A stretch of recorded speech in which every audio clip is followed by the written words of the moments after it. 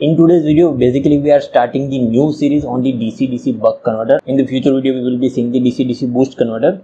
But from today's video, we are going to start the buck converter. Initially, if you see, the buck converter and boost converter are working similarly. If you understand the buck converter easily, boost converter will be very much easier for you. Now the meaning of buck and boost, that means if you see the name, then buck means that it is stepping down the voltage, and boost means that it is stepping up the voltage.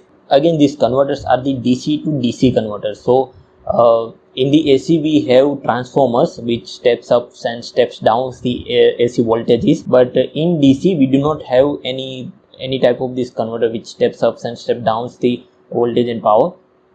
And that is why in the earlier phase we have selected AC. That is one of the reasons that why we have selected AC. But nowadays, as technology evolves, we have our DC transformer, that is DC to DC converter, and one converter that is stepping down the voltage, that is DC to DC buck converter, and another converter that steps up the voltage, that is DC to DC boost converter. So now let us start the DC to DC buck converter.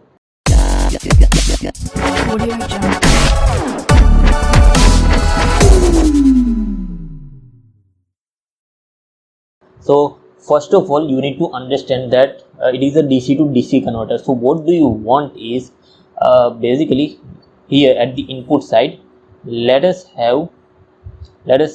say that you are having a 10 voltage at the input side, and from this 10 voltage you want to step the from this 10 volt you want to step it down to the 5 volt, right? That is your basic requirement. I'm just giving you a simple example that these are the things that you want.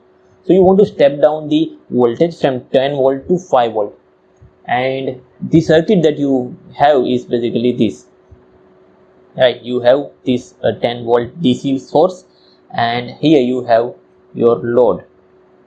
Okay, so this is your load and this is your input voltage, that is of 10 volt. So now how will you manage to provide 5 volt across the load? That is the question. How will you do that? So that is basically done with the help of the DC to DC buck converter, right? So here we connected DC to DC buck converter, and this DC to DC buck converter will provide you 5 volt across the load. Definitely this 5 volt will be DC. Here the 10 volt is also DC. So this is the wider picture that how the DC to DC converter is working. Now how the circuit is formed. For that, let me give you a simple example that what is happening is this is what I have. This is my 10 volt, and again this is what I want. Let us say 5 volt. Now I cannot directly convert my 10 volt to the 5 volt. For that, what I will do, I will give you a simple example. If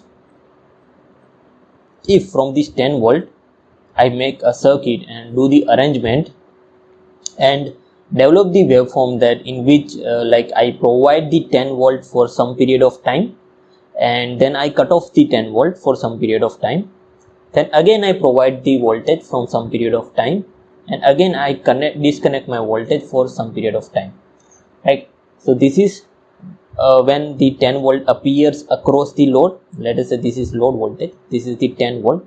This is the time when the voltage is not appearing across the load. So if in this figure, if you take the average output, right, if you take the average of this waveform, then you will get the average waveform something like this, right? You will get the average around the middle of the waveform, because here the voltage on time and voltage off time is similar, and that is why you will get the middle of somewhere 10 volt. So that means you are getting the 5 volt. That is your average voltage that is appearing across the load. So that is how you imagine a DC to DC buck converter. So that is the logic. You apply the voltage for some amount of time and you disconnect the voltage for some amount of time, and that is why you will get the pulse DC, pulse square DC. And if you take the average of that pulse square DC, you will definitely get the reduced amount of voltage across the load. Now in order to generate this kind of a pulse waveform, how the circuit is going to be there, right? How the circuits can be formed which can generate this kind of voltage. So basic circuit that we had is we have a DC voltage source. Now what we will do, we will have a load definitely, This is our load. Now in order to generate the pulse DC across the load, we want to connect our voltage for some amount of time and we want to disconnect our voltage for some amount of time, and that is why we will connect a switch over here. Okay, we will connect a switch in series with the source and load. Now what will this switch do? When the switch is connected, it will connect the DC voltage source to the load, and when the switch is not connected, that means when the switch is open, it will disconnect the DC voltage source across the load. So when the switch is open, at that time you will get the zero voltage across the load, and when the switch is closed, at that time you will get the load voltage is equal to the input voltage. So I'll just write what is happening. So when switch is closed, your VL is equal to Vin, right? And when switch is open, load voltage is equal to 0. So this is the circuit in order to generate this kind of waveform. Now this is not the pure DC and we want pure DC. Now in order to generate the pure DC voltage, what we will do? We'll basically introduce the filter, right? Now this filter, what this filter will do, it will reject some amount of frequency and it will allow the desired amount of frequency to the output waveform. And the basic filter that we are using in the DC to DC buck converter is the RC filter. Now let me connect the RC filter after the switch. So the circuit that we have achieved is something like this. We have the input voltage source. Okay, now this input voltage source is connected to the switch. Now here we will connect an RC filter, or basically a C filter, and here we have a load. Okay, now what capacitor is doing? The basic work of the capacitor is to oppose the rate of change of voltage. So the waveform that we have generated earlier with the help of the switch was something like this, right? This was the waveform. Okay, this was the waveform that we have generated. Now after applying this RC filter, this is my RC filter, let us say. Now after applying the RC filter, the voltage that I will get across the load, as my capacitor filter is opposing the rate of change of voltage, the voltage that I will get would be something like this, right? It would be something like this. So now you see, first of all, we had the difference in the voltage was something like this, but now you see after applying the capacitor voltage, the difference in the voltage is reduced. And now in order to reduce this difference more, what I will do, I will increase the value of the capacitor. As I increase the value of the capacitor, the difference will be more reduced, and that is the key. In order to get the pure DC, you need to connect a higher value of the capacitor. Now there is another disadvantage of using the higher value of the capacitor. As you see, when you are using the higher value of capacitor, there is a problem of the surge current.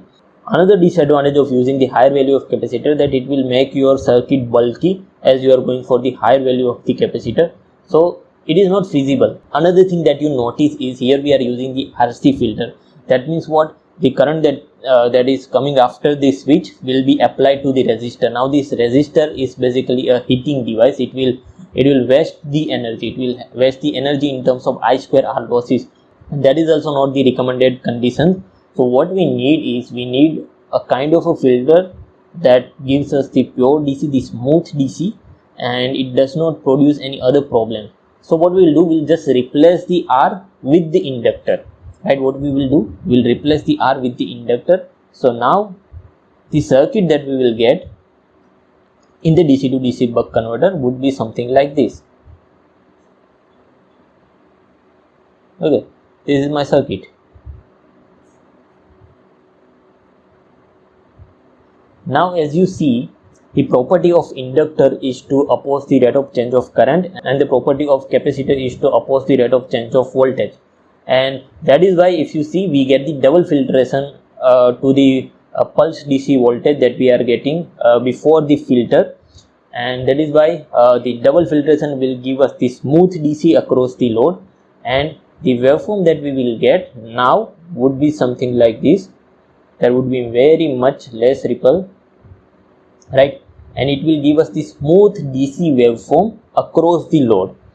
Now the value of the voltage that we are getting will definitely depends on the timing of the switch. The time for which the switch is on and the time for which the switch is off will definitely calculate the amount of voltage that is appearing across the load. Now we will talk about this timing part later on, but before that let us just analyze the circuit and see what is happening when switch is closed and when switch is open. So for that, what we will do is we'll take two scenarios. In one scenario we'll keep our switch closed, and in the second scenario we'll keep our switch open, right? So when our switch is closed,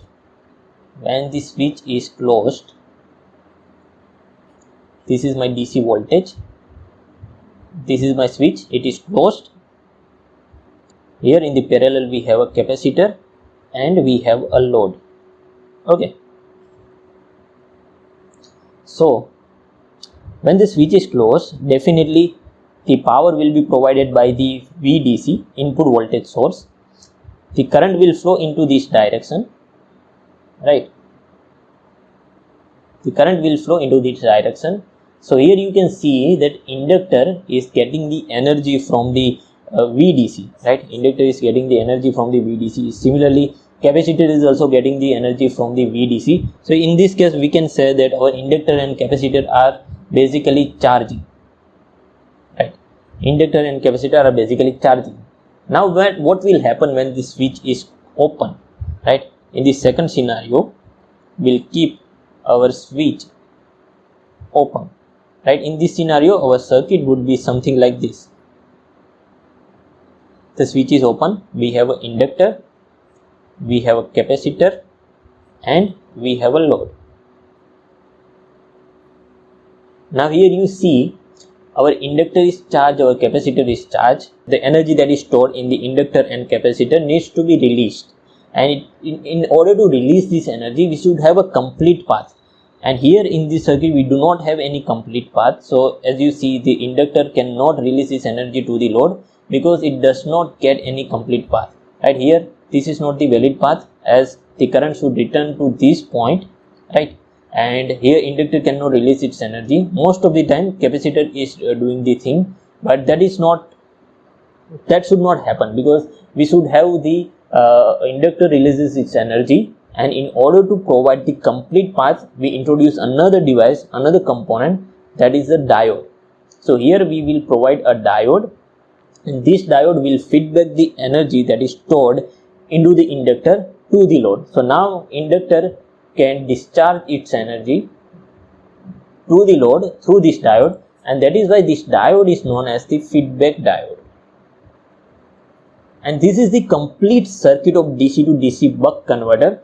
So in the DC to DC buck converter, we have an input DC voltage source, we have a switch, we have a diode, we have a filter in terms of L and C, and then we have a load. So we have total 5 components. We have a DC source, we have a switch, we have a diode, we have a L, we have C. So from these 5 components our DC to DC buck converter is made up, and from these 5 components also the DC to DC boost converter will be made. So this is the complete understanding of DC to DC buck converter. Now you can understand the purpose of diode, the purpose of inductor, the purpose of capacitor in terms of producing the smooth DC across the load. Now let me guide you through what will happen if I want the desired amount of voltage across the load, right? So this is the basic block diagram of DC to DC buck converter. So here we have a input source. Input source is connected to the switch network, right? And this switch network is connected to the filter, and this filter is connected to the load. Okay, so this is the basic block diagram. Now let us understand that in order to get the smooth DC output voltage of your desired magnitude, what will happen? Let us assume that you have kept the switch on for, let us say, 70% of the cycle, and for the 30% of the cycle you have turned off your switch. Again, for the 70% of the next cycle you have kept the switch on, and again for the next 30% of the time you have turned off your switch. Okay, so in this pattern you are turning on and turning off your switch. So in this case what will happen, if your input voltage is 10 volt, so what you will get around 70% of the input voltage across the load. So the average voltage you will get would be 70% of the input voltage, that means 7 volt. This is the rough idea that I wanted to give you. So the magnitude that you will get across the load will depends on the turn on time and turn off time of the switch, right? So the ratio of turn on time to the total time, this ratio turn on time to the total time. So this is my total time, this is T, this is my turn on time, this is T on, and this is my turn off time. So what I am talking about is the ratio of turn on time to the total time. This ratio of turn on time to the total time is known as the duty cycle. Now this is very important factor, because from the duty cycle you will get your output voltage of the desired magnitude. So by controlling the duty cycle you will get the controlled voltage across the load, and that is why duty cycle becomes very much important in order to get the desired voltage across the load. Okay, so duty cycle is nothing but T on upon T, that means T on upon T on plus T off. Okay, and as I have told you that your output voltage depends on the turn on time and turn off time. So the next formula that of output voltage is simply equal to D into the input voltage. Okay, D into the input voltage. So here you see, as I have told you, that you are taking your T, let us say this is 100, and from 100 70% of the time your switch is turned on. So in this particular case, your duty cycle would be 70 upon 100, that means you will get 0.7, right? And from this formula, right, V out, that means your load voltage would be equal to 0.7 into the input voltage. Your input voltage is 10, so you will get 7 volt across the load according to this formula. So from this formula you can see, if you want 5 volt, you need to keep the turn on time and turn off time equal, so that the duty cycle that you will get is 0.5, right? So by controlling the duty cycle, that means by controlling the turn on time and turn off time, you can control the output voltage. So I guess from these formulas and from this explanation now you are clear with the working of the DC to DC buck converter, why switch is needed, why diode is needed, why inductor capacitor is needed, what is the fundamental of the duty cycle, how we can get the desired amount of voltage across the load by controlling the turn on time and turn off time. I guess these things are cleared in your mind. Now in the coming videos we will do the mathematical analysis of the DC to DC buck converter. We will simulate this DC to DC buck converter on MATLAB, and we will also do the closed loop simulation of this DC to DC buck converter in the next video.